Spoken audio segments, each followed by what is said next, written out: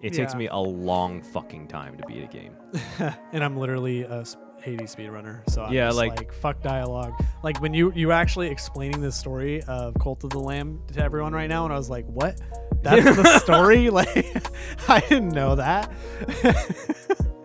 I just like A mash or B mash the entire story. I'm just like, and I'm just like, hurry the fuck up and get over this dialogue. Like, trying to play the game. Dude, people like you drive me fucking insane sometimes. Dude, I'm just It's trying to get all the literally- items. It bro. drives me so much fucking insane because I'm like, sometimes I look in her eyes and that's where I'll find a glimpse of us.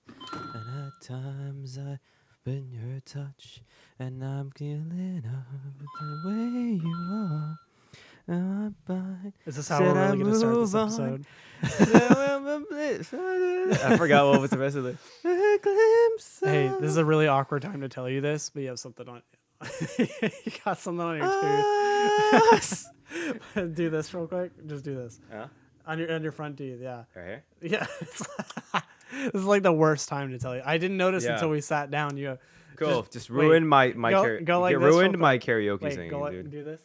No, it's still there. What? It's like on the top of your tooth up here. Right here? Yeah.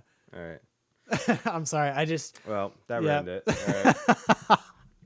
I Welcome was back just- to the game. I was really into that song you were singing. No, you weren't. I You don't told me even know- you stopped me from halfway through. I don't even know who that was, by the way. That was Joji. Oh, that was supposed to be. Oh, my bad. Yeah. Is that how we're gonna start this? Because you just came back from Head in the Clouds. We're gonna Yeah, start by talking about I was gonna surprise you and play midway through. Actually, I lost it anyways. All right, never mind. Oh shit. So yeah, I guess got back from Head in the Clouds. Oh yeah, welcome back to the Gain EXP podcast, where we talk about anime, gaming, Detroit style pizza. Detroit style pizza, pretty much Joji. anything else. As per usual, I'm with my co-host, the normal, boring, amazing co-host, Yes. Riley Doggo Hertz, Yes. and sir. he bought me some Detroit style pizza for my birthday. Yeah. So, and when we say Detroit style pizza, we literally mean like this was flown in from Detroit. Yes. Literally, actually, to here in San Diego. this man literally told me he was like so for your birthday gift. It's coming in and it's gonna It's frozen. it's frozen and it's cold, so we need to put it in the freezer immediately. Yeah. And I just was thinking everything else. I was like, this man got me ice from Antarctica. This Yeah. guy- he got me a live duck that was slaughtered Yeah. and frozen immediately. It's got me like the rarest fish in the world from Tokyo or some shit. No, he got me Detroit style pizza, which I'm actually excited because I never got to try to. Yeah. The reason why I bought or I got this, I should say, for your birthday was because we were sitting down and he was like on Instagram or something, or you're watching Netflix and you're like, damn, I want Detroit style pizza, but I really don't want to go to Detroit. And I was like, I wonder if you can order that shit. And then I just checked and you could just have it shipped in. It was, well, I'll let you guys look up the price, but you can order it and it comes in within like a week. So Yeah, it's dope. I've heard of that company before, Goldbelly. Yeah, because Goldbelly's the company we ordered it from. Anyways, well, cheers. Thank you, man. Cheers. Ooh, happy birthday. Thank you.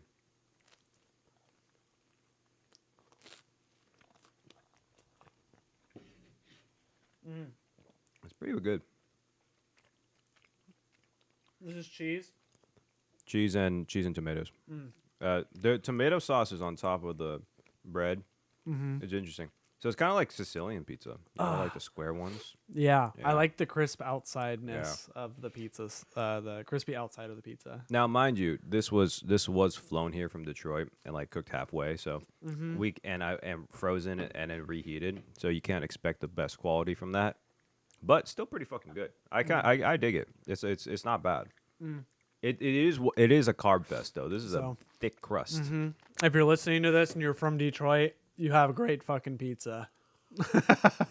All right, Chicago, Detroit, and New York Oh, ranking? ranking, and then we're gonna get into the actual topic for this. Well, sorry, those same people that I just gave a compliment to, I'm putting yours at the bottom. Jesus. Because to be honest, like, I personally think I'm gonna go Chicago, I guess, at the top. But I love New York style pizza. It's tough for me. Fuck, I got the shit in my teeth now. So that's my ranking. I'm going Chicago, New York, and then Detroit style. I mean, maybe you have a different opinion, but I feel like that's the only right answer. I feel. I don't know. Oh, you know what? We can add to this. Uh-huh. Actual Neapolitan Italian pizza. Oh, yeah. Okay. Chicago still, I think, is the top. I think the Chicagoans did it much. I don't know. I've had a good Marguerite pizza, and I've had Napoli pizza, Yeah. and I still like Chicago style more. Yeah. So I would. So this is. I think. I forget if this is my first time having Chicago style pizza, but or not Chicago style, Detroit style pizza. I think I've had steel pan pizza once in my life before, and here's my thoughts on it.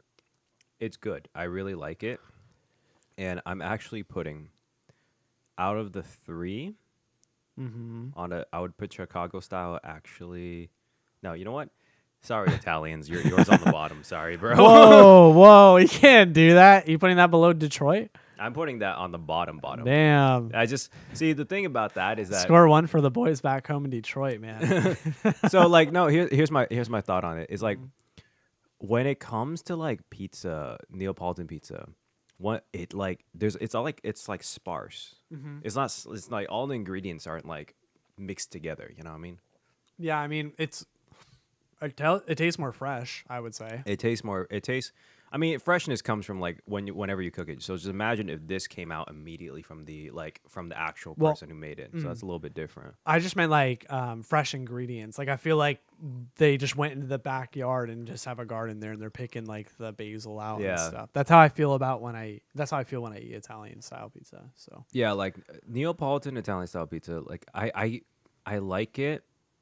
But I like it for the bread and the crust, which is really good. It is really, really good crust. And actually, out of all four of them, I would put that one on top. Yeah. The ingredients are more fresh, but the thing is, like, I like my pizza blended together. You know what I mean?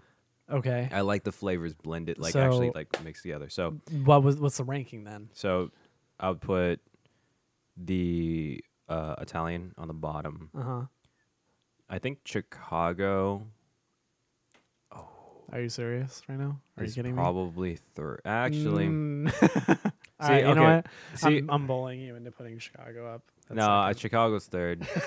It's only 'cause I Detroit, said that shit. Detroit is second, and then Wow. New York's first. Dude. Because New York's good, but like Chicago pizza is like it could either be second or third, and here's the reason why: okay. is that sometimes I look in her eyes. No. Sometimes it's like it's like crunchy, right? Like I'm not sure. Maybe that's like the Chicago I've had, where it's like it's crunchy and not fluffy. I like how like this is like actual like bread, like it's fluffy inside. Okay, but New York style is crunchy though. It's crispy. Oh, That's different. I see. I Okay. like the New York crispiness, but like that crunchiness. Like sometimes it's good, but it like at other times it like breaks my teeth. So like there's like I guess that is a quality thing. And if it was a little bit more fluffy, I think I would put it second. But I would like to have more Detroit style pizza to be ordered to give Yeah, that ranking, for because sure. this is honest. Like again, this is a frozen pizza that was flown here from Detroit like a couple days ago. So it's like okay, it's almost unfair, but Yeah. I mean like I like it though. It tastes good. It tastes pretty good actually, yeah. Because I think like I said, the thing I like about it is like the crust on the outside is nice and crispy, but it's so similar though. It's very similar. they do like cheese all inside of the crust too, which is actually kind of nice too. Like I just peeled off like this little piece of crust right now, and I felt like there's like doughy cheese, like underneath it. It reminds me. I think I like it a lot because it reminds me of So Italian style pizza, like Neapolitan pizza, is low for me. But Sicilian pizza, a normal square pizza, that's kind of like I think this base off of. It's a little bit more crispy. That shit is like top tier, like above New York for me. That I don't know why that just hits home like grandma pizza. That shit's so good. Okay, well then, where would you put Costco pizza and all of that? Is that below Italian? I feel like that's in the league of its own, because like we haven't even talked about like greasy American or just like a standard pizza. Yeah. Like, do you think standard pizza is probably at the lowest though, huh? below Italian. Well, which one? Just like a Costco pizza or Sam's Club pizza or something No, like that. that's okay. See, that's a different tier list though, because that's like Different topic. Yeah. that's a different topic because you can't compare that. That shit's like, that's like cheap pizza, like your fast food rating type of shit. All right. Well, that was a cool talk about pizza. Thank you for the pizza. Yeah, and thanks for your beautiful singing as well. Made the meal so much better. I love that. I hear the sarcasm in your voice, you asshole. No. I love a good song with my meal. All right. So the real reason we're here on the podcast, we're doing this podcast, is because we have to do this podcast every week. But the real reason for the topic is not about pizza, even though we do cheap meal podcasts, and this is really good, is that a little small game that's barely known. No one knows about it. It's a very, very small game. It's such an indie game that's an indie game of indie games. I think it's so small, mouse play it. So we're talking about I almost said Rack of the Lamb. We're talking about Cult of the Lamb, and we're gonna do our first ever Gain EXP first look game review. Nice. Yeah. Woo. By the way, he didn't tell me we were doing this before he jumped on, so sorry, guys. He's lying. I literally told I had to tell him. We had to play through at least the first parts of this game in order to get this. I feel like because they probably won't. By the time this comes out, this game will be like long gone. Like it just came out for us at the moment we're talking about this, but I think it's bigger than you think it might be. Because I was actually in the car with my brother and I brought it up and he's like, "Oh, that game looks so cool!" Like I saw reviews and stuff. So I think like gamers definitely know about it. Oh no, I was being sarcastic. Cause everywhere. I'm sorry. See, you got my sarcasm and that shit just flew right over my head. No, dude, I was being sarcastic. I was as like, fuck. dude, no way. That's just no, that's everywhere. I was being sarcastic as fuck, bro. That shit. All right. Everyone's heard about that. All right, I see you. I saw every Twitch streamer play it recently, like more or less. Sorry, we're moving our faces away from the mics because we're eating pizza still. So if you're not watching the video and you're just listening to audio, that's what's happening right now. But for the people who want to hear us eating, here, this one's for you. All right, that's one snippet. I know we're moving on. Yep. All right, that's all you guys get. All right, but yeah, let's go over a little bit of the game. Let's start. You sick bastards. I bet someone gets off to that noise, huh? Now this made this so awkward. That just made it so. I'm sorry, I had the thought and I had to say it. All right, so we're talking about Cult of the Lamb. So no. Now we're talking about people who get off to listening to other people eat pizza. So there's no Detroit style pizza in Cult of the Lamb, but At least not that there we know is a. Well, I've almost beaten the game, and I haven't found it yet. So this is true. Maybe there is like a. It's such a random game. I feel like there still is a chance that a Detroit style pizza item could still pop up in the game. Let's go over a little bit of I think the original the starting premise of the game, right? Let's do that first, and then we'll go into a little bit of the details of our initial thoughts, and review of it. Okay. So the game's very simple. There's not really much of a story. There is a story, but it's that's not the point. Emphasis of the game, yeah. So essentially, you're a lamb or a sheep, and you're about to get sacrificed. You're apparently the last sheep in the whole entire world, because the 4 original gods are trying to. There was a prophecy where a sheep would bring back the old god, and they didn't want that to happen.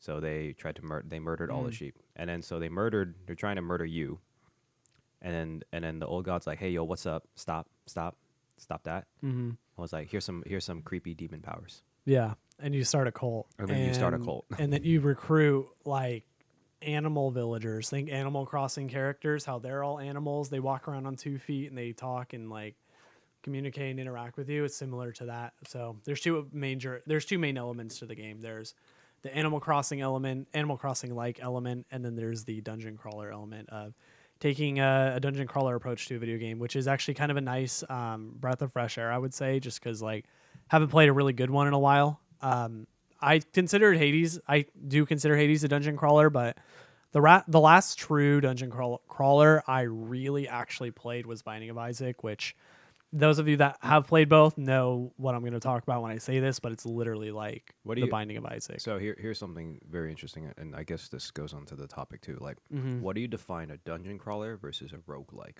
Mm. game? Because there's kind of like there is kind of a similarity, and then like a Hmm. you know what do you distinguish that with? Why is Hades kind of one, and then why is I haven't played Binding of Isaac, which you told me is you really like this game, and Yeah. apparently ESPN is telling me something important. Adidas is ending their partnership with someone. Wow.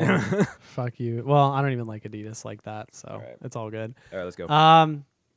Honestly, I don't know what you mean by roguelike because I've always just thought of them as dungeon crawlers because like I think what I mean maybe it shares similarities from what I'm understanding, but for me the way I've always seen it is just the randomized effect, like the fact that you walk into a room and it's completely random items, completely random enemies. You do not know what you're going to expect.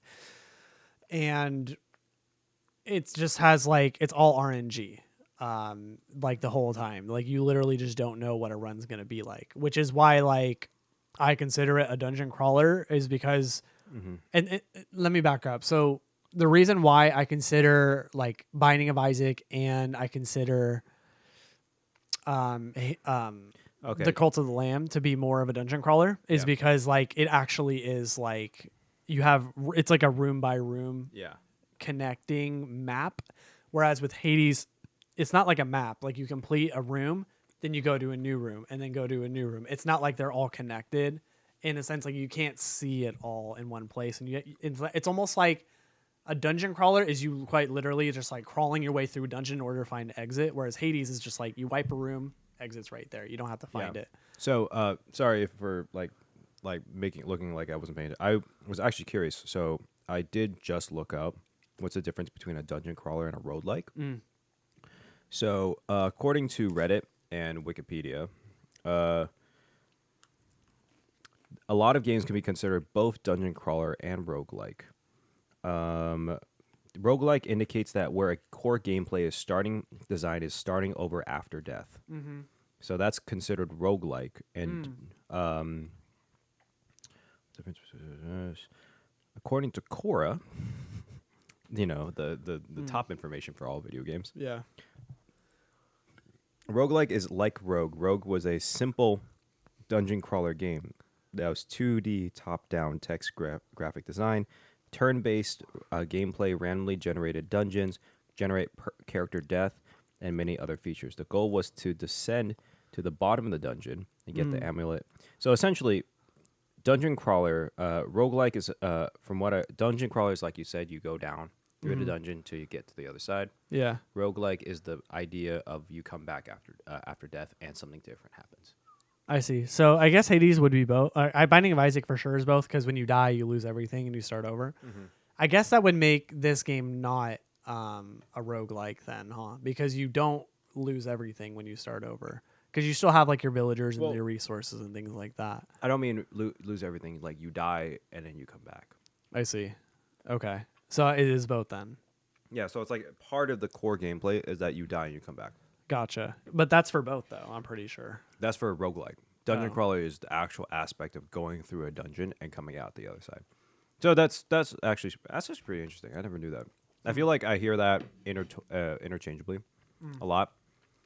And probably should have looked that up before we went on podcast, but fuck that. There's there's no script for this shit. Yeah, it's okay. We can edit out some of that shit. No. That's for Dude, you never let me edit out anything. for one thing, that's not natural. And second thing, It's a lot of work. that is too fucking work. All right. It's all good. Anyways, there's a core aspect. That's like the core aspect of the game is you die, you come back, and it's a lot. It's very interesting to me because I'm actually not a big fan of what's it called, like Animal Crossing, like management type of like was it lifestyle-ish games, like how Yeah, like a lifestyle game, I guess. yeah, lifestyle, those games. I'm not a big fan of like Animal Crossing or Stardew Valley or some other big ones that my girlfriend plays. Yeah, your girlfriend loves those games. Oh, she loves those games. Oh yeah, it's cozy games. They're called cozy games because you just do the bare minimum. I see. And not bare minimum. You just keep like maintaining something and growing something. For sure. Like a community. And then what's this game weirdly reminds me of, this is gonna sound really weird, kind of like Persona 5 in a weird way, where not in the sense of gameplay, but in the sense of like you are doing two wildly different things as two parts of the game. Oh, I see what you mean. So Yeah. there's like a nurturing relationships aspect of the game is how you see it, and then there's the combat portion. Yeah, And so you can choose which one you want to like kind of work on. on any day basis. So Right. there's in a weird way, if you played the game, there's like a free management thing where you can, instead of like Persona 5, where you run around and you do your friendships and you do your kind of like slice of life moments, you take away the slice of life portion. You add in the portion of cozy games where you take care of it. You manage your villagers, you manage your resources, you make sure everything's cleaned up. You build up that little, I was about to say town, but your cult, your actual cult, Oh, cool. Yeah. which is some words I never thought I would say. Go build your cult, Riley. Yeah. Well, dude, my cult is built. I don't know if you've seen my gameplay, but I'm already pretty much done with the game. Yeah. And that was actually something I wanted to add as part of my review, was just like how short the game actually is. I feel like there wasn't a lot of content there for me to digest, but we could talk about that in a little bit. But yeah, I mean, anything, I guess I could touch on things that I think might be important that hasn't been said. I mean, like we said, you can actually recruit people as you do the dungeon crawling aspect of the game. So you'll find random like villagers in the dungeon crawling part, and you'll actually ask them to come work on your cult, and they can do like mining for resources or wood chopping down, or they can like do farming. Like there's a bunch of different things. And then the element of keeping your villagers happy, in a sense, similar to Animal Crossing, the equivalent of picking the weeds from your village in Animal Crossing in Cult of the Lamb would be like feeding your villagers. You make food, and then you also like build up their like belief in your Faith. like cult and faith. So Yeah. like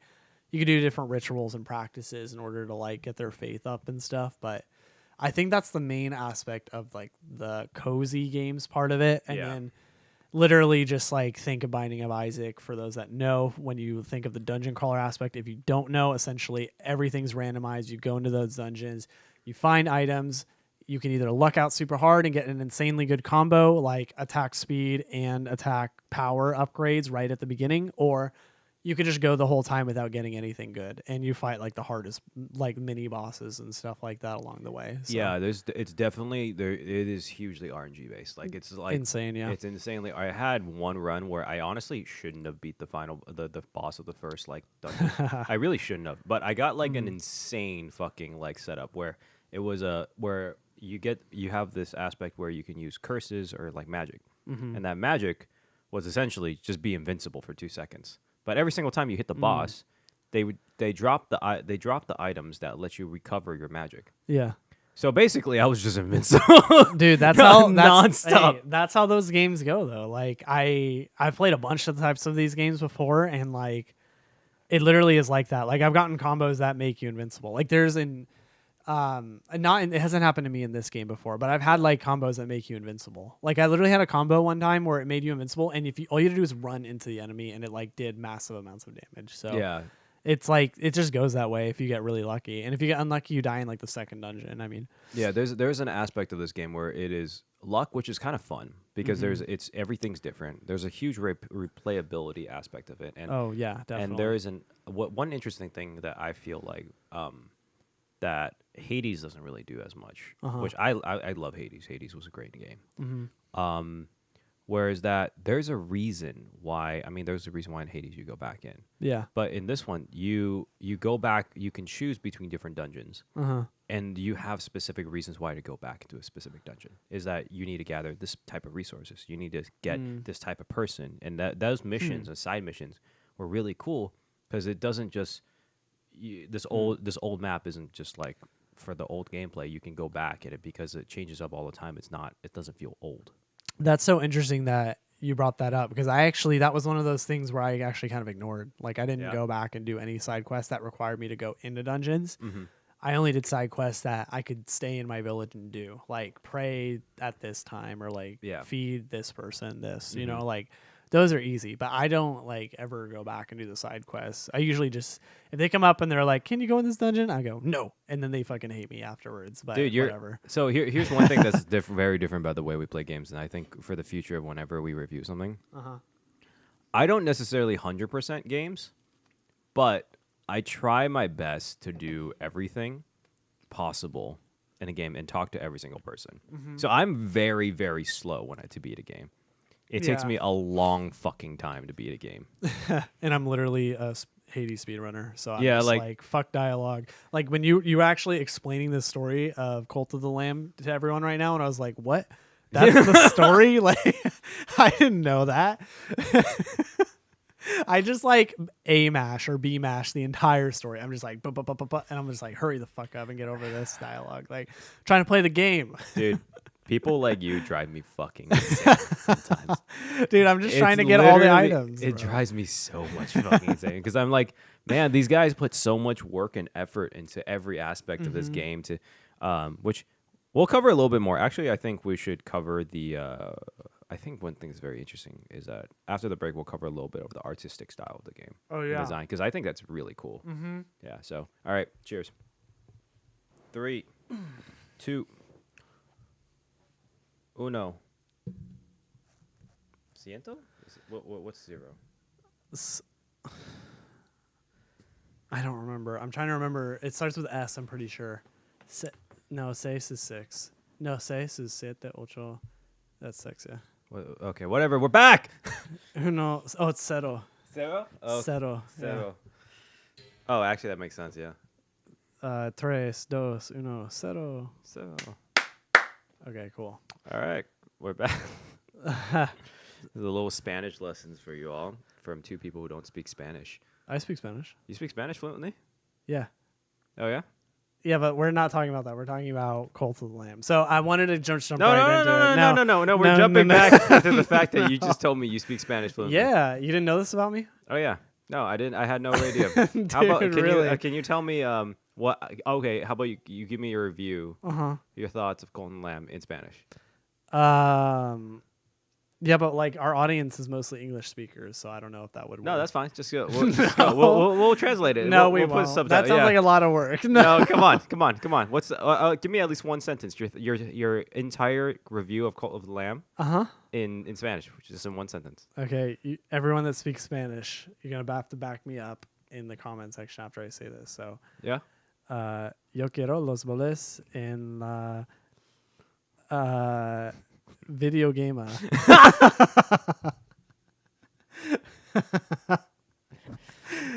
You don't speak Spanish. So if you thought that was an accurate review of Cult of the Lamb, feel free to drop a comment and let Jordan know that I speak Spanish fluently. Just such lies. So wait, All before right, we all go right. on and talk about any of this, I also wanted to just give a disclaimer. There may be spoilers moving on forward since we are going to be reviewing the game and talking about what we liked and what we didn't like. Yeah. So just got to throw it out there. I thought about it before we jumped on the mic, right? And I thought I would just say it real quick. Yeah, from here on out, there might be spoilers, but at the same time, this game isn't really from the perspective of what Riley and I've played. It's not really a game that you really can spoil too much. Yeah, I mean, there's no story to spoil. It's mostly just about like Maybe if like I want to name drop characters or like bosses and things like that. I'm probably gonna or like weapons maybe and things you can do. But at the same Yeah. time, this is a review, so we do have to get over it a little bit. But It was just a warning, just in case someone Yeah. cared about that. So we're good to go now. All right, yeah, okay. So, Anyways, so we're talking about the art style, right? The art style of Cult of the Lamb. What did you think about it? 'Cause Yeah. I thought it was really cool. yeah, it reminded me of like a really like it made me feel like as if like I was playing a video game that Tim Burton made, because like his whole thing is like Corpse Bride, Nightmare Before Christmas. It's like I want to make something really creepy and kind of like interesting, but at the same time something that people can relate to that's kind of cute. So that's like kind of the vibe I got. I would like to say it's more like emo and dark and gothic and stuff, but at the same time it's kind of silly and it's like goofy in the sense too. It's like that. It's like a weird, like, in between or cross between like the cuteness of like what Animal Crossing in those games would be. That's why we keep bringing it up because honestly, it does function and look kind of similar in a certain way to it. Yeah, and then the actual art itself kind of reminds me of, if you guys have played Castle Crashers, it reminds me of that. Yes, actually, that's a then very good point. Also Paper Mario, how like everything's flat in a way, like you're like kind of just a flat 2D image and you can run back and forth kind of thing. So. Yeah, it's a very weird. The art direction is really cool because it's like a very weird mix of like cuteness and like adorable like animals and that are fluffy and like, and then you get this like bloody, like fucking creepy as fuck type of boss monster that spews. It looks like it's from the Alien franchise. Like it's weird. Oh, yeah, there's a ritual that you can do where blood is like coming down from your eyes. Oh my yeah. god, there's a ritual where you can have 2 of your Animal Crossing villagers fight each other to the death.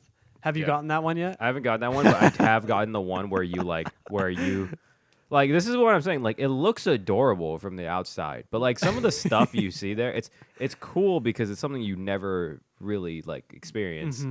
Where like this is adorable sheep is like running around like, all right, we're just gonna eat one of them now, and just like kills one of them. Yeah, you can eat your own villagers if they die. Yeah. You can like it literally says like press Y to harvest the meat from your dead follower. Yeah, I'm like, okay, and I do it every time, but so Jesus Christ, I don't bury them. You have 2 options. You can bury them in the ground, but I'm trying to get resources, so I need their whole body point. parts. Boy, okay, I want to bring this up before we continue. What was your faith level currently in your village? It's maxed out right now, actually, and I actually made all of my villagers do shrooms, so that way it stays maxed out for 2 days. So. Nice. Yeah, that's something you can. Sorry, See, I feel like I said spoiler to people watching, but I'm spoiling this for Jordan. So, because you can make your villagers do psychedelics, and then they get like brainwashed, and they can't lose faith for 2 days. I'll say this though, like it's hard not to spoil with someone who's also doing the review with it, because there's honestly you pick between powers, and sometimes it's kind of randomized. Sometimes Yeah, you can get certain things, and other people can get certain things. So that's kind of cool. Yeah. But I was like. One of the every single time I go to Riley's room and I see him play this, I swear his faith is like below half. Oh no! No, Yeah, I swear his faith is almost always below. Dude, you always walk in right when I've like beat a dungeon crawl or like I beat a boss. Like I always am like, okay, I'm walking back into my village, and then you're like right behind me, and everyone's fucking starving and like want to kill themselves and shit, and I'm like, This is not how I run things. No. Swear. I swear every single time this man has like the faith of his villagers are like near death, and he's like, all right, we're just gonna have a feast and eat each other, and like you just yeah, it's pretty fucked up. I don't know. I think you were the one that recommended this to me. If somebody starts like going against me, like one of my villagers hates me, I throw him in jail. I'm just like, you know what? I'm not tolerating this. It's very like what's the word? Like totalitarian or whatever. Like I'm very just like, yeah, if you don't believe what I believe, I'm putting you in jail. Yeah, it's very interesting. Like the art and how everything is placed around. It's really hard to put the words because it's something like you said. Tim Burton was actually a really good example because it's like creepy, but it's also cute, and it's very and like the things you can do is like I don't remember what's the age rating for this game. Like I can't imagine it can't be like it has to be like it has to be at least teen. Yeah, I mean like it's probably higher than that because there's no like sex or anything, but there is murder, and I think that qualifies as a mature game if there's a lot of murder. Yeah, you just like freaking take a warhammer and just like blow people's heads off and shit. It's cool, but it's very weird and hard to describe how everything kind of fits together. Like it sounds like it shouldn't, but it does. Yeah, and I do kind of want to know what the guy was on when he made this game. Dude, yeah. I almost thought about looking up interviews before we did this to just kind of see what he said about it, because I was like interested, because I'm like, dude, definitely has like influence from Binding of Isaac, of course. I've said that way too many times now. And then I almost so feel like there's that Tim Burton influence, and I literally kind of reminds me of Castle Crashers. Like it's like Castle Crashers, the way like you play it is like it's like you just go side to side and like you just like have your sword and you swing and you cut people open, because in Castle Crashers you like cut people's heads off and shit. Like, yeah, the Castle Crashers has like a silliness to it, and that kind of gives off in Cult of the Lamb too. It's like for sure. there's a silliness and there's an aspect where it's like where even though you're doing these really dark things, they're actually kind of funny sometimes. I'm not gonna lie. Yeah, They're like kind of hilarious. they're cool. And then like you can customize a lot. What's kind of nice is you can customize your village and like you customize your cultists. Is it cultists? Yeah, Cult followers. Your followers. followers. Yeah, you can customize your followers. You can name them different things. I'm concerned if Riley has named any of his followers after me. Well, actually, right now I have 14 followers, and they're all cats. Like, I have an entire cult of cat people, and Cult of the Cat. dude, it's funny as fuck because I mix them all up because they're all gray cats too. Like, they all look the same, and I'm like, bruh. And then like I don't even pick the names; I just do a random generated name. But you can do anything you want. Like, you can have like giraffes, you can have alien creatures as villagers. Like, it's not just limited to animals. You can have like literally like spider people and stuff. There was like a thing where you can have Cthulhu as one of your. Oh really? Yeah, I'm not sure if you had that. I got it as as like a free DLC thing. That is cool. Yeah, you can have Cthulhu and you can recolor them. It's I like you. I want to know what's the inspirations for the game's like art because it's so unique and it's like it catches your eye immediately because it's like, oh, this is a cute little lamb like cozy game, and then you're just fucking murdering shit. Yeah, I mean, like even when you sent me the trailer before the game came out, like a while before the game came out, honestly, like I didn't think the art was like pretty crazy, and then I actually bought the game and played it, and I was like, oh wow, this is actually really nice. Like, it's refreshing because it's not like a lot of different art styles, you know. Yeah. Plays on a take of like something that's not like an art style that's not used very often. Yeah. So like, what's your moving on from art though? Like, what's your thoughts on like the actual physical gameplay? How do you feel like when you play? Does it feel smooth? Did you enjoy it? Yeah. So I'm playing very hard. So I'm playing the hardest difficulty, and I thought it was it was actually very hard, believe it or not, in like the first like maybe hour or two of gameplay. And then I started picking it up and I started getting the groove of it. So I think like it's one of those games where once you start figuring it out, like you can just kind of go from there. There's not much else to learn. There's not a big learning curve is kind of what I'm getting at. I would like to make a quick amendment to what Riley says, or like a caution. Oh, when he says not that hard. Okay, it's not that hard for me. You have to remember this guy is a Hades speed I'm runner. sorry, guys. What I meant to say was like, pick the difficulty you would play, but just know like whatever that difficulty is, that's at your level of what you think is hard, you're gonna get used to it after maybe an hour or two. Probably. Yeah, like it is like the patterns can be very, very much. Yeah, because I remember I asked you first. I was like, "What difficulty are you playing?" You're like, "Oh, I picked hard," and then I went back down to normal. And I don't know if you're playing on hard again or what you're doing, but then I was like, "Dude, I picked very hard, and I'm breezing through this shit." Like, but that was like something I want to comment on was like, something I said in the first stint that we did was like, I feel like there's not the content is very high quality, but there's like not a lot of it. Like I bought the game on Tuesday. And I'm already like almost done with the game, and it's Friday today, and I've been playing it maybe like 3-4 hours a day since I bought it. So that was like something else I wanted to comment on about the game. But do you think but you also don't do much of the side questing on that too? No, well, I do them most of the time unless they have me go rerun a dungeon, then I don't do it because that takes like a lot of time, and I'm like trying to finish the game. That goes all the fucking time. Yeah, I just don't do any of that, but I spent a good amount of time in the village. Well, I guess like to you, what was your favorite part? But like from the gameplay aspect, I really enjoyed because I never played Binding of Isaac, so I guess this would be my first experience of a game like this, unless you count Hades. But I think I enjoyed the aspect where I actually went back a lot and did all the side quests. Like I never refused any of the villagers. Believe it or not, every single quest I did was like I went back and did the whole entire thing. Oh dang, okay. So I do it back and forth, and I always keep that meter up 100%.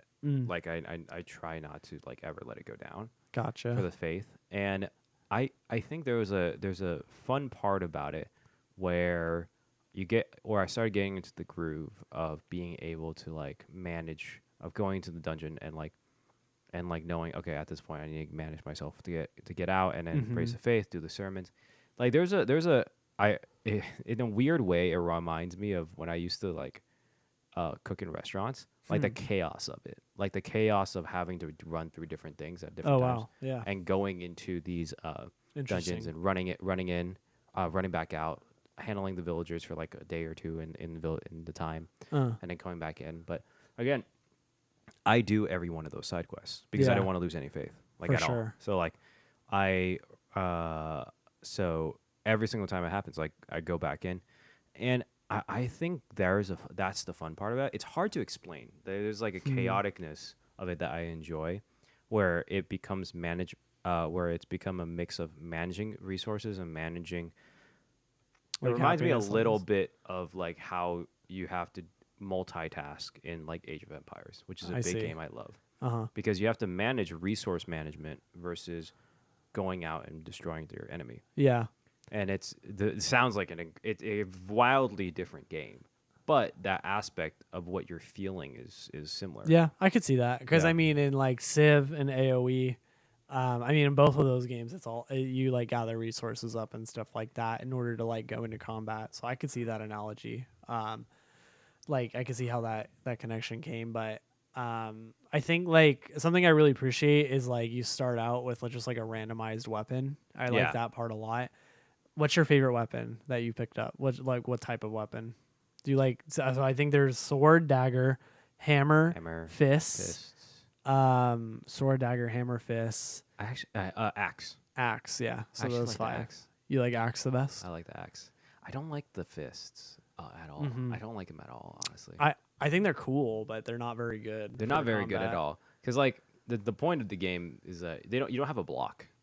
You don't have a ability to block, at least where I'm at. You don't have the ability to block. There's no there's no ability to block. No blocking, yeah. So you have to dodge for everything. Yeah. And so the fists have the ability to do more damage as you hit something more. But most of the time you want to avoid people and damage. So you dodge it, you lose that combo, and you come back and you start low again, and you end up So I think fists are like combo oriented, and they're high attack speed, low attack power. Whereas like the hammer and the axe are high attack power, low attack speed. Yeah. So like you can swing the hammer once and do a ton of damage, and then the opposite would be the fist, where you can get 3 quick hits in, but then like it barely does any damage. So yeah. How about you? What was your favorite? Hammer? What's up? Hammer. I do love the hammer. Yeah, I think the hammer and the sword, because the sword is like the most in between. It's a balanced one. So it's very balanced. So I really like it because I can like kind of pace myself a little bit better. And then the hammer is just fun because like you can obliterate enemies in one hit if they're like smaller enemies, so you could just like blast through certain dungeons and stuff. But yeah, I like the hammer. I like the axe for that same reason, because you do a lot of damage, and I kind of do the hit and run thing where you run in, hit, run out, hit, run back in, hit, and that to me was a really entertaining part about it. It is challenging, and I'm probably at the level. Riley's like a gamer. He like fucking play. He's like Riley's actually really good at like games in general. Like he'll pick something up and he'll pick it up fast. I'm more of a. I'm not like. I think I'm like around the average for most people, if not a little bit higher. Yeah, I was gonna say. I mean, we've talked about it before, but I mean, like if we were to even to describe like our style or the type of games we like, I like competitive video games, which is probably why like I pick up a game like this where you just blow people's heads off with hammers, and I'm like, oh yeah, this is easy. But like you like story games, which I couldn't even like sit through. Like I'd probably give up after 2 hours on like God of War and stuff. Like I actually haven't even beaten God of War because like I like the gameplay, but the story is like so boring. I'm like, oh my god, like can't believe I have to sit through this dialogue. So I think there's strengths. A beautiful story. I think there's strengths and weaknesses, though. You know. So. No, it's not like a strength and weakness. I'm just saying that in more of a sense of like Riley's in a competitive setting. In more of a sense of like actual gameplay wise, he's really good at that. Versus, I feel like I'm more of a strategic guy. Oh, that's why I like. I mean, you like turn-based too, but like that's why. This sounds really lazy for me. Huh. But I didn't get as far as Riley in the Cult of the Lamb, even though I started it earlier, Yeah. because I know internally with a game like this where you have to like rush around and like it requires a lot of attention. A lot of focus. I'm not sure if maybe I just don't have the attention span for that, but like it's more so like sometimes if I know I'm sitting here, I'm thinking I was like I should probably play Cult of the Lamb. We're doing a review of it, and I'm like, it's like 10 p.m. I just worked out, and I was working all day and then doing gaming EXP stuff all day afterwards. I'm like, but I could also just put Netflix on, Okay, and just farm on Fate. Like I could do that, and then no, just, yeah, I get that feeling too. So like with games like this, and also with I still need to beat. I beat Fire Emblem Warriors, but I need to like go through the different timelines. But the thing is, with games like this where it requires so much of your attention span on it, it's sometimes it's like a little daunting, especially like I sometimes play games to relax. Yeah. But it's not. But this is why I kind of sometimes end up. I said sometimes so many times. You're Sometimes I look into. Dude, this whole entire podcast is just gonna be sprinkled of Joji's glimpses. Yeah. But Joji, if you're listening, oh God, what's happening to the mic? It's What? happening to you too. I can't hear your shit. All right, stop.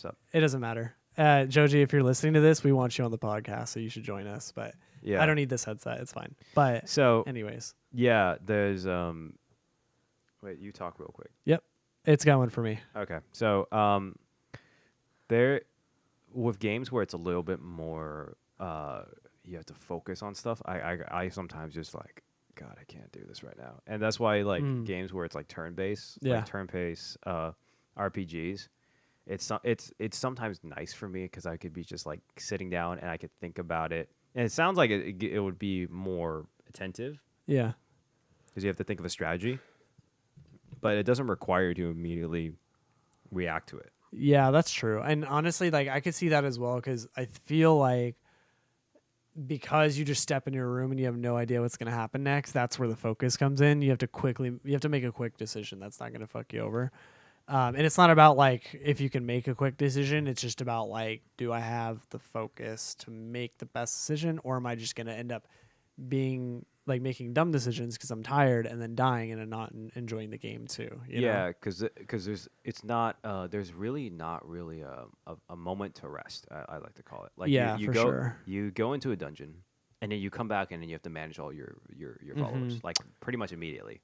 Yeah. Like whatever that happens, like the game is fairly fast paced. Like it picks up real quick. Yeah, and your villagers' hungers and faith like goes down pretty fast actually. yeah. So if you just hang out in the village, like you can't really like you can do that if you have enough resources to survive, but for the most part you can't just like only do the cozy aspect of the game. You have to eventually go into dungeons to get resources for your people. And you can't just end up always in the dungeon on the counter end of that, because then people's faith is going to go low because you're just like you're not taking care of them, you're not taking care of the food. Yeah. And this is being a cult leader is very it's very tiring. Very taxing, yeah. So I don't think I could do that, Riley. Honestly though, like I would actually play like I do like the cozy part and the Animal Crossing and like villager taking care of edition, but part of me is also like, man, I would actually play this game even if there was no like cozy aspect of taking care of your villagers. Like I would just run dungeons all day, to be honest with you, but I guess like how much weight does the caretaking aspect of like this game like play for you? Like if you had to maybe like balance it, like 5 on the dungeon crawler, 5 on Animal Crossing side would be like perfectly centered. Like both need to be a part of the game for it to be enjoyed. Or like what do you think is like what has a heavier weight for you? I think honestly for this game and how for specifically this game, for like the title of this game and how it goes, I think it is 50-50 for me. Gotcha. Because one thing, like I can play Hades and it's literally just keep going, roll like you don't just know there's like a little bit of taking care of stuff, like probably like 10% of the game is that, maybe 5, probably, yeah. But like this 5. game, I feel like the enjoyment of it to me is the fact that it's that dichotomy, right? I see. It's like that Persona thing, like I was talking about. Like the part of the reason why I really enjoy Persona, other than the art style and the music is amazing, is the dichotomy of it. I see. Like you are going from these crazy, like insane like dungeons with really cool art style, and you're like sneaking through stuff and you're like doing battles and stuff, to a slice of life game where it's a little bit more laxed and it's kind of you're getting to know characters and there's a story aspect of that. It's similar to this, and that's why I enjoyed Persona, and that's why I enjoy Cult of the Lamb, is because of that dichotomy. To me, I could play if I just had the dungeon crawler this aspect. I'm not sure if I could possibly play it because I really enjoy it too. But I think if there was a way for me to cancel out the cult part of it, I don't think I could do that. Yeah, because that's such an integral part of the game that I feel like it is. It's actually fun. I mean, it makes the game better for sure. I was just like wondering if you think it would be tolerable to play if it didn't have like the villager aspect of it, you know? Because I know like if it didn't have the combat aspect of it, it wouldn't be tolerable for you because you can't play Animal Crossing, you know? So like on the flip side, like if it was just dungeon crawler, I would be okay with that, and if it was just cozy, I would be okay with that too. But I think that is just a testament to like how good both aspects of the game actually are. Yeah, because both are done really well. Like I feel like you could actually just separate them and make two different games, and like they would still both be playable. You know, definitely. And I mean, I say what I say because I enjoy the difference in that and being able to play those two things, which is honestly two types of games that I usually would play. Right. So I could play the dungeon crawler by itself more than just like having the cozy part of it. Yeah. But at the same time, there is an aspect of me, and this is why I like story games, and I think I mentioned this before, is that on the podcast, is that it's just I need a purpose. Yeah. I need a purpose, even if it's like Pokemon level purpose of like, well, let's go save the world with my friends. Like, yeah, you need like an end goal in mind. I need an end goal in mind, and like there is an end goal, but at the same time, the end goal for the Cult of Lamb is to take care of the cult, and beat the final boss or the final god. Yeah. Yeah. Huh. All right. Yeah, you know, that was actually cool because I feel like I think you have to paint the whole picture, you know, like for you, and I even think that's important to me. It's important to me too. It's just like I don't know, sometimes I feel like I play that game and I'm just like, the villager aspect is nice, but then I'm like, fuck, really? I have to go feed these people? like I want to go back in. Take care of these bitches. Like, I really just want to go back in and fight creatures again, you know? But I think that's why I feel like I could just play the dungeon crawler aspect. But I do think it adds more life and more color to the game to have the cozy aspect as well. Cool. We're going to go over our final thoughts and like final parts of it, and Riley's going to take a nap. Oh no, my back's sore. Yeah, we're gonna take a break though. I did back day yesterday. Cheers. It matters. 3, 1. There we go. Sometimes that's how we're doing it. Oh, all right. What else? I think we covered most of all of Call of Lamb. In terms of like, is there anything else you want to cover before giving like a full summary of your thoughts of everything and then like a rating? Can't think of anything. No, I mean, I think I'm ready to actually give my rating. Yeah. How about you give your rating and then give like a reason why? Like, why'd you give that rating? So I'm trying not to, I was going to say, I'm trying not to let the public influence my decision because everyone's saying it's a great game. I feel like I would probably give it like,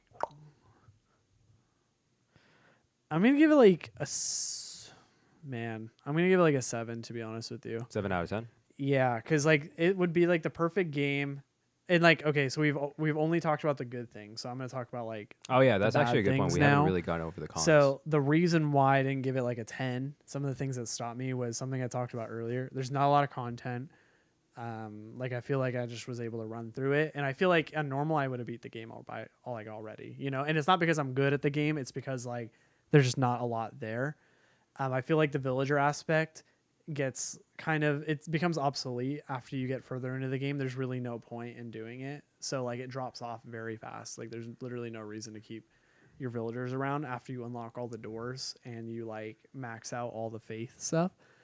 I feel like it's not like it's original in a sense that it makes two worlds clash that we haven't seen before, like a dungeon crawler and like a cozy game, but at the same time, like those two have been done already, so it's not like they're doing anything original, in my opinion. Like Yeah. I don't think like they're doing anything like crazy. Like I think Yeah. me or you could have come up with that idea. If we just don't know how to make the game because we're not good at coding or art or any of that stuff. But On the same vein, though, I'm curious, just to have a comparison level, because this is Yeah. our first real game review. yeah, What would you give Binding of Isaac and Hades, which is very similar? It's not. It's yeah, Similar-ish games. That way, you have like a reference point. You know. yeah. So I would say both of those games are better. Binding of Isaac is, and to me, they're better. This is my opinion. So I think Binding of Isaac's like a 9.5. And then Hades is probably like an 8.5 or a 9. That's where I would put those two. And like I think the Binding of Isaac is just better because like it's like you don't get the glory of the coziness, but if you've played the game, there's a lot more, like a lot more to like do. Like you could play that game, like you can run through a Binding of Isaac like 100 times and like you would always have something different. I feel like with this game, you run through each dungeon 4 times and then there's like the final boss, which is probably another 4 or 5, and then you're done.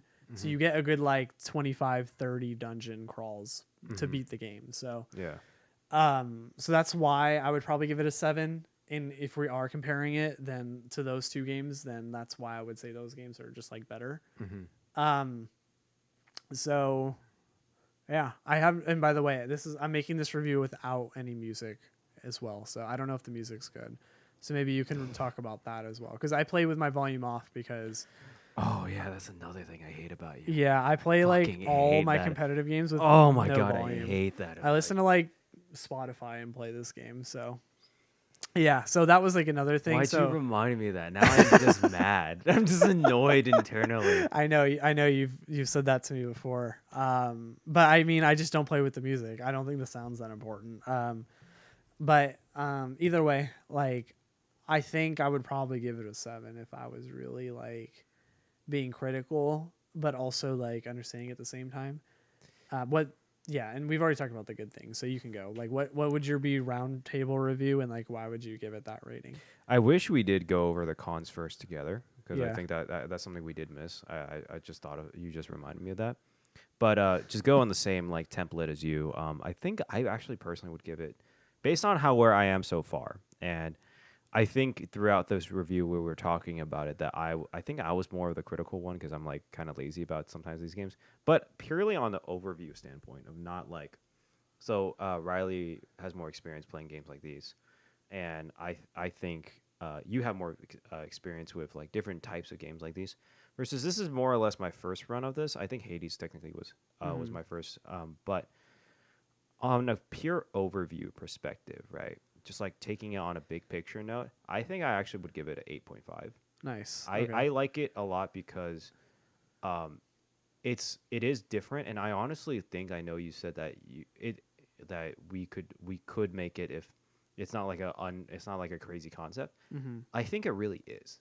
And here's my thoughts on it, on the reason why is because as a concept for a game, it's really weird. Yeah. Well, let's be honest here, it's really weird. And then the aspect of the dichotomy where it's 50% is where it really stands out to me as something unique versus Hades. Not to say, I actually would personally rate Hades more. I like Hades a lot. And there was like a hot stint where I just fucking played Hades a lot. Yeah, for where sure. I was like, Hades to me is like a 9 to 9.5. I really liked Hades. It's partially because I'm a Greek mythology like nerd. Yeah. But hey, but that's important. I mean, like, yeah. you know. But including the setting, the feeling, the artwork, and the music, which you had no experience of. Yeah. I hate this. I feel like Mark just like stomping his feet, just like shaking my head. Yeah. But I think it was a very enjoyable experience, and because of all of that together, it really gives a really interesting setting that's very different from most other games. In terms of my personal enjoyment of the game, from a non-objective overview, I think I would actually give it probably like a 7.58. From a gameplay perspective? From my personal perspective. Oh, but you think like versus like what you actually think the rating of the game is based on everything like so that. My objective thought about it as a game is 8.5. I think it's really I cool, see. really unique. But my personal thought about it, if I just include my personal opinions on how I play these games, what I think about cozy games and like dungeon games and everything. Yeah. I would pick this. I would still pick this up. I would still buy this again if I had the choice. If I had what I know now, just because of the uniqueness of it. Yeah. But that is to say, also, like, I personally don't play these types of games. Right. I don't play cozy games especially. I do play dungeon crawlers and roguelikes a little bit because I do enjoy it. But it's not like it's not something I would hugely put a lot of time into, right? Right. And I like the way I classify, just to be clear too, like I see where you're totally coming from. I kind of wanted to, after I say what I say, I kind of wanted to hear what are the things that are preventing it from being a 10 instead of like the things that you like more about like, oh, like what's the like what were your cons too? Like more into that. But I think like what classifies a 10 is like beginning the game or like getting really far into it and then being like, damn, I wish I could just like forget everything I just played so I can replay this game. Like there's almost like that feeling of like, I wish I could just like forget. Like I felt that way about like Mario Odyssey, which to me is like a 10. Yeah. I beat the game and I was like, beautiful. I wish like I could just forget everything from this game so I could just buy it again and play it again. I feel that way about like Skyrim. I feel that way about like some Pokemon games too. I feel that way. So I think that's why it wouldn't be like a 10 or even a 9.5 to me. And then just for the reasons, so we're already setting the bar at 9 there, and then I just kind of started ticking it down based on like some of the things I didn't like. So I think I would agree with you. That's a really unique way of like rating something, but I would agree with you on that. Like if I had to pick like some games for me, is like Persona 5. Oh, that's a 10. That would be a 10. Fuck. Now I wish I could forget about Persona 5. So here's the thing. Side note, tangent on this. Fuck you, Persona, for releasing Persona 5 and then releasing Persona 5 R, which is the same fucking game, except added a little bit different and then added an end stage. Which you also, here's side Jordan's note, like tangent. The end stage to get this end stage is that you have to do unique things throughout the whole entire game in order to get to that end stage. Yeah. And if you didn't know about that, you wouldn't be able to reach it. So I love Persona 5 R, and I wish they just released Persona 5 R. I forget Persona 5 ever existed and just play through that game. Dude, yeah. But Persona 5 R was like actually they were small changes they made, but it made the game a lot better. So cool. I was like, what? Dude, because I thought Persona 5 was a 10, and then they released R, and I was like, dude, this is like an 11. And then they have two. We'll get into that game review another time. But we definitely have to review. When it comes out on PC, we should review that, because it'll be popular. Oh, yeah, dude. Dude, heck yeah. I'm very excited. It comes out October, so in like a month and a half from now. Anyways, that's a 10 for me. That's a 10 game for 10. Pokemon, okay, taking the nostalgia factor out of it, I think Black and White 1 or 2 is like objectively the best game in the franchise. It had the best music for sure. Best music. I think it had the most interesting, compelling characters. Like it's the only Pokemon game I actually really cared about the story. Yeah. So like because it's funny because like Emerald is literally like, fuck land, no, fuck water. Yeah. And then you have everyone's like guys, you need to live in both of them. Yeah. Black and White is literally like green-haired man named N rides dragon and like wants to destroy the world and all this, and you're like, and he honestly has kind of a good reason. No, they were trying to release all unenslave Pokemon. Yeah, that was crazy. That was a cool concept though. I wish they would do that more. Anyways, again, another 10 out of 10. Yeah. I'm trying to think what other 10 out of 10 games are for me, but like those two stand out to me as some of the most fun games I've ever played. Yeah. Mario Galaxy. Galaxy, yeah. I mean, I haven't beaten it, but Galaxy is another one. But taking it from your point of view, like taking the cons, right? What I would say that kind of blocks it a little bit from me from reaching like something like that, even Hades, which is like something that I consider as a 9 to 9.5, which I really enjoy, is I think there is an aspect of it where, on my point of view, the feeling of having to go back is not of trying to figure out more about the setting, the story, or anything. It's the objective to go back is then to take care of these villagers, which you then have to go. Which the objective of the villagers is then to go back to this. Yeah. So it's a continuously work cycle in which it becomes kind of exhausting. Like monotonous. In a It, way, it or- becomes monotonous. It becomes exhausting a little bit. Like that's Gotcha. why with games like these, sometimes I have to sit down and be like, oh fuck, do I really want to play this game? Yeah. Okay. And not in the sense of it's bad, but it's because like it took such a grind, kind of. grind in your head, right? Yeah. Like I like these games, but I can't. I play games to sit down and enjoy and relax on my time when I can relax. And sometimes I don't feel like playing games like this, especially on a hard week, which last week was like really like grindy for us. For sure. And so that is an aspect of this versus like games like Persona 5 and Mario Galaxy and even Black and White 2. I always felt like, oh dude, I want to know A, what's going on in the story, B, just the fascination with what's going on, and or like C, just like feeling like you're a part of that world again.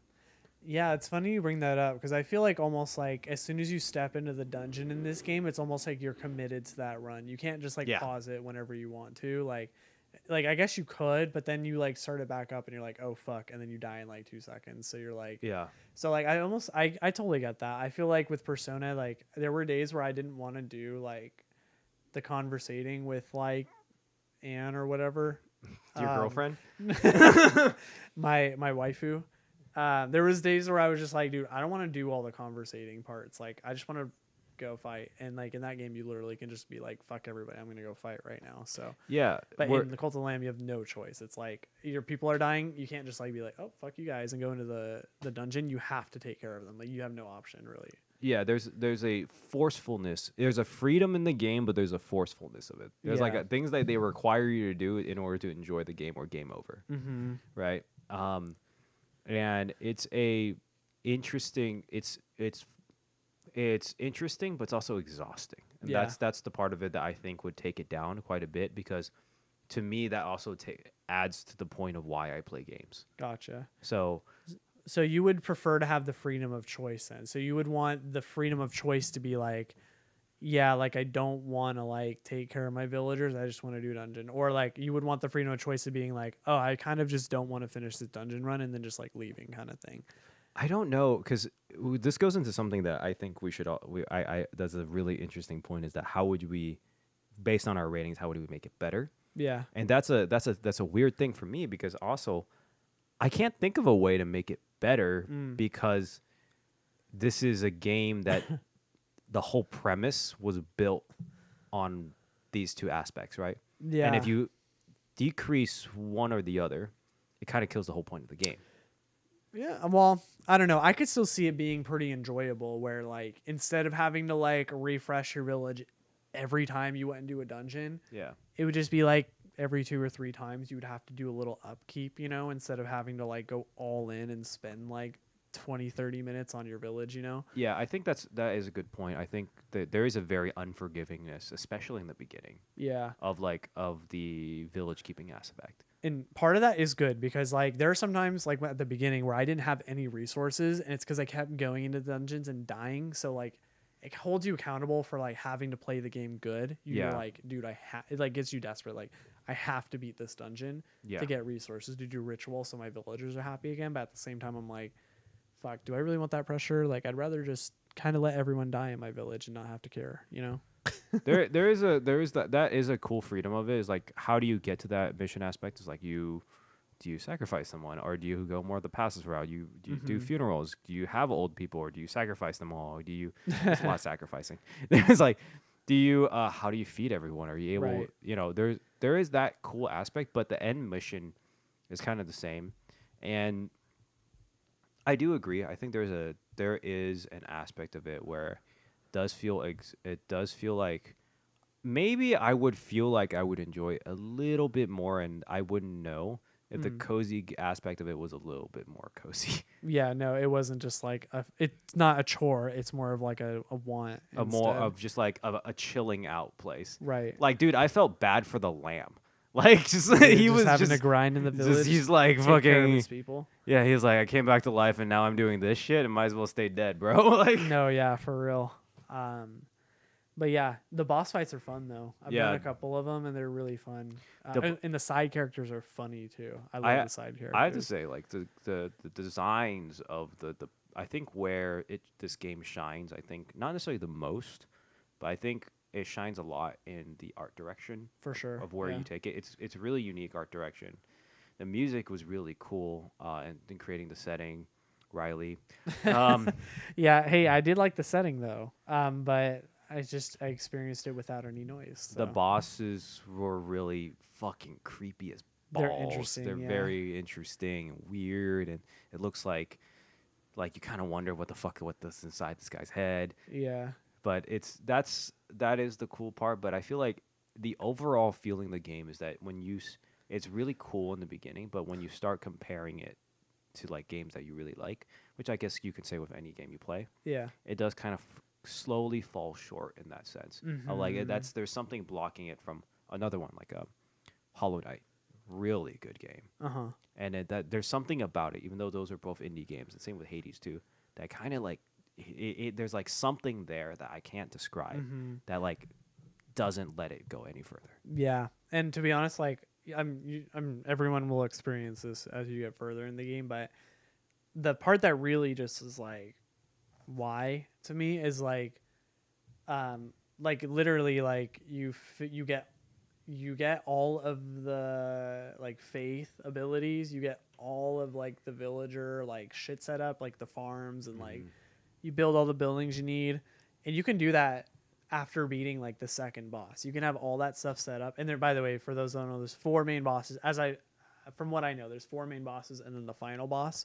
So after you're done with the second boss, you can literally have everything like set up, and then after that, it's just like, okay, well, there's literally no point for me to do any of this, but I don't want my people to die, so I need to like spend time doing this, but like it's not going to provide me any value other than like you can sacrifice your villagers to get an extra life. That's like an ability further down the road, but like I don't like that the village becomes obsolete after like halfway through the game. Like it literally doesn't do anything for you. Yeah, so. I could see how that would be really annoying because that kills the dichotomy of it, right? Yeah. The whole point, the whole uniqueness of the game is that dichotomy. Right. And the whole part of the fun is that dichotomy. Even if it's annoying and the management feels a little bit monotonous, that is the point of the game. For sure. And so I if you once in later on where that feels like it's taken away, or like not really taken away, it's like there's no point in it anymore. Yeah. I think that then would probably kill, not necessarily the point of playing the game, but it would probably kill a lot of the aspect. Right. I am curious though, in the future, how speedruns will look like in this game. Yeah. Well, you're gonna see it in this house because I'm gonna be speedrunning this game. So it's because there is that dichotomy aspect of it. Yeah. So I actually looked up some speedruns already. Dude. What the fuck? What's up? It's fast, dude. This game came out like a week ago. Oh yeah. There's only like 11 submissions on the leaderboard. Okay. I think the fastest one was like 9 hours or something like that. So it wasn't actually that fast, but yeah, it's a long speed run. Like it would be an all day thing. Like if I speed run this game, I would have to like literally start at like 10 a.m. Yeah, and not stop till 9 p.m. Which I'm totally willing to do if like people start uploading videos and show the optimal ways. But I may just do one like on Sunday and then submit it just so I end up on the leaderboards and I can try and get like a top 10 or something. I was top 10 in then speedrunner. I'm gonna bait click all you motherfuckers. Top 10 Hades speedrunner or top 10 Cult of the Lamb speedrunner plays Pokemon. Oh my god, that's hilarious. I'm gonna do that with Hades too. Like, oh yeah, because I'm technically I'm top 700 right now in Hades. I'm 633. So nice. Well, hey, thanks for listening to our game review. It's a little messy because it's the first one. We're trying to figure this out, and whether or not we want to keep this on the podcast, we do want to keep doing reviews of not just games, but we want to do, I think the next one, let's do an anime. JoJo. Yeah. Let's do JoJo. JoJo? JoJo? Yeah, I'm down to do All right, let's do JoJo. We're going to do an anime season review of JoJo. Season 1 or 2, because I heard season 1, it doesn't pick up till season 2 is what I heard. We might just like, I heard that you might be able to start at a different season, but we'll look into that. Okay. Let us know if that's blasphemous. And then maybe some movie reviews when more comic book movies come out. And then I'm down. but yeah, we're planning to do a little bit more reviews on our thoughts because we have a very interesting point where we have two people who have very, very opposite spectrums of how we enjoy things. Pretty much, yeah. Yeah. Everything Jordan likes, I'm usually like totally whatever about, and everything I get hyped about. But that's not always the case. But every time I get hyped about something, he's It like, usually I don't know. hurts my soul. Yeah, like the fact that I can play video games with no music, and then you're like, oh my god, how could you do that? It's just like one example, but there's like a ton of it. There's a ton of it. Anyways, well, hey, thank you so much for listening to the Gain Exp podcast. Exp podcast. The name of my village in Cult of the Lamb is Gain EX small PP. That's the name of my village. So just thought I would share it on here since it fits, and we're talking about the game. So My tags are Georgia underscore EXP exp. Exp. I'm just gonna ignore that, and then we're gonna move on. My tags are Georgia underscore EXP for everything. Nice. And then mine's Doggo EXP. And then, of course, as always, follow the main Gain EXP Fitness channels on TikTok, YouTube, Instagram, Twitch. I think that's it. Discord. Oh, we have a Discord. That's right. I almost got it. Dude, there's so much social medias, bro. Pinterest. IKEA account. WeChat. All right. Our Genshin Impact follow account. All right, ciao, guys. Bye-bye.